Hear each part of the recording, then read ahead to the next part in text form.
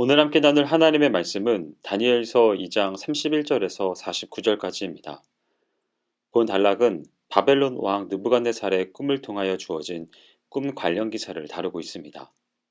느부갓네살이 밝히지도 않았을 뿐만 아니라 그조차 확실하게 알지 못했던 꿈 내용을 다니엘이 정확하게 진술하고 있습니다.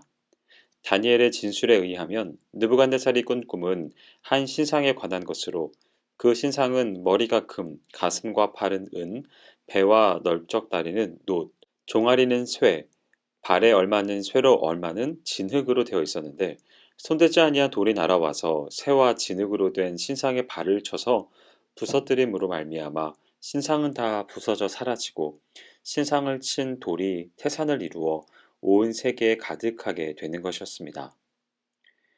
이에 대해 다니엘은 하나님으로부터 온 꿈의 해석도 듣게 됩니다. 본문의 다니엘의 꿈 해석에 의하면 느부갓네살이 꿈에 본 신상은 이 세상을 상징하는 것으로서, 각각의 재료로 만들어진 신상의 각 부분은 이 세상에 나타날 강력한 나라를 상징하는 것이었습니다. 즉, 먼저 순금으로 된 신상의 머리는 바벨론 제국을 상징하며, 은으로 된 신상의 가슴과 팔, 놋으로 된 배와 넓적다리, 쇠로 된 종아리, 쇠와 진흙의 혼합으로 된 발은 바벨론 제국 이후에 연속적으로 이 세상에 나타나 세상을 주도할 나라들을 상징하는 것이었습니다. 그리하여 이 꿈과 역사를 결합해 보면 은으로 된 가슴과 팔은 바사 제국을, 놋으로 된 배와 넓적다리는 헬라 제국을, 쇠로 된 종아리는 로마 제국을, 쇠로 된 진흙의 혼합으로 된 이 발은 로마 제국 이후에 나타날 크고 작은 모든 나라들을 상징한다고 할 수 있습니다. 한편 갑자기 날아와 신상의 발을 쳐서 부서뜨림으로써 결국 신상으로 파괴하게 한 돌은 예수 그리스도를 상징하는 것으로, 그 돌에 의해 신상이 파괴되었다는 것은 세상이 그리스도로 의해 심판을 받아 멸망할 것을 의미하는 것이었으며, 그 돌이 태산을 이루어 온 세계에 가득하였다는 것은 세상이 그리스도에 의해 현 세상이 멸망한 후에 그리스도의 새로운 나라가 도래하게 될 것임을 의미하는 것이었습니다. 자신이 번민하던 꿈의 내용에 대해 명쾌한 진술과 해석을 들은 느부갓네살 왕은 하나님을 찬양하게 됩니다. 그리고 다니엘에게 포상을 내리죠. 느부갓네살 왕은 다니엘에게 절하고 예물을 주며 그를 바벨론 온 도를 다스리는 자와 모든 지혜자의 우두머리로 삼고, 그의 세 친구들 역시 다니엘의 천거를 받아들여 지방 장관에 임명하였습니다.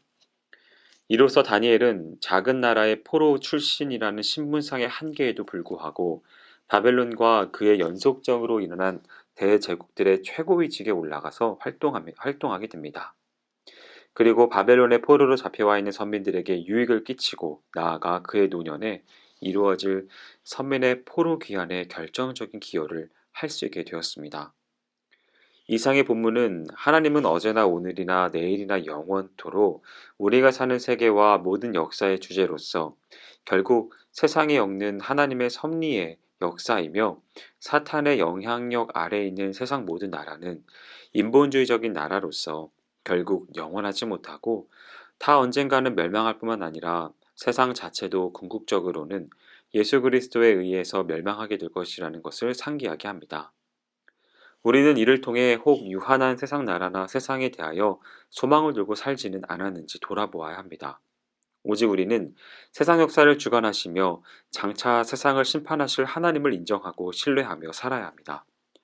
아울러 하나님의 뜻을 헤아리며 장차 예수 그리스도를 통해 하나님께서 열어가실 새 하늘과 새 땅에 소망을 두고 살아야 할 것입니다.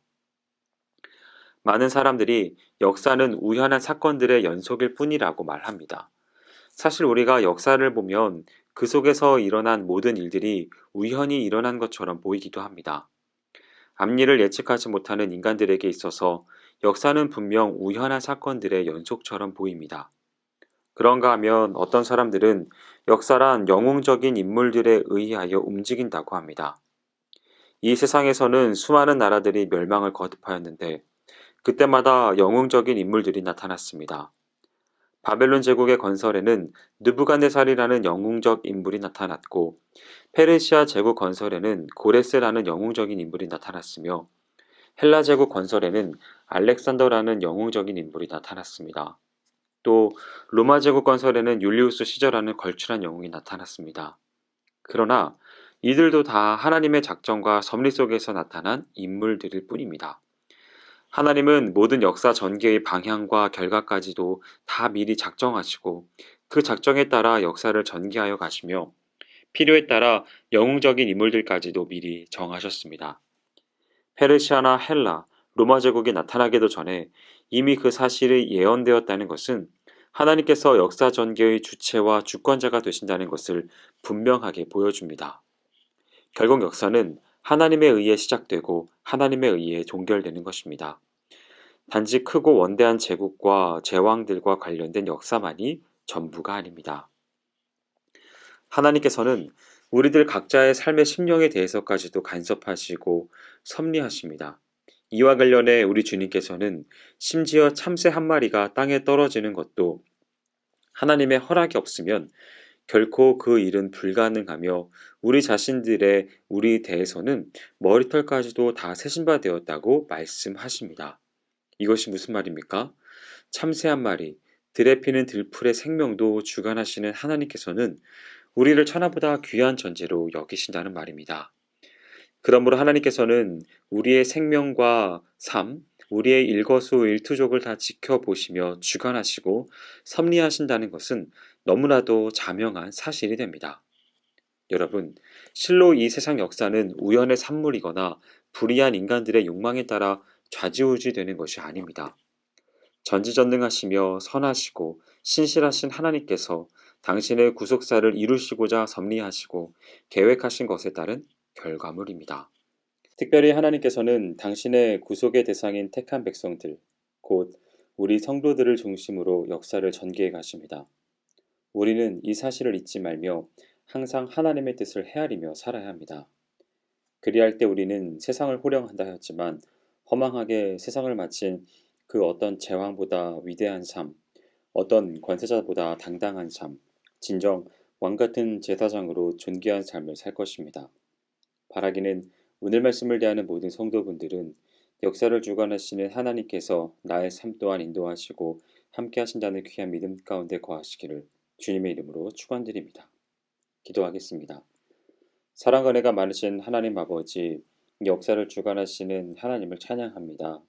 하나님께서 역사를 주관하심과 함께 나의 삶도 인도하신다는 귀한 믿음으로 살아갈 수 있도록 역사하여 주시옵소서. 그리하여 다른 것들 가운데 의지하거나 신뢰하는 그러한 시도를 벗어나서 오직 하나님만을 믿음으로 바라보는 귀한 믿음을 허락하여 주옵소서. 행하실 주님을 기대하오며 모든 말씀 예수님의 이름으로 기도합니다. 아멘.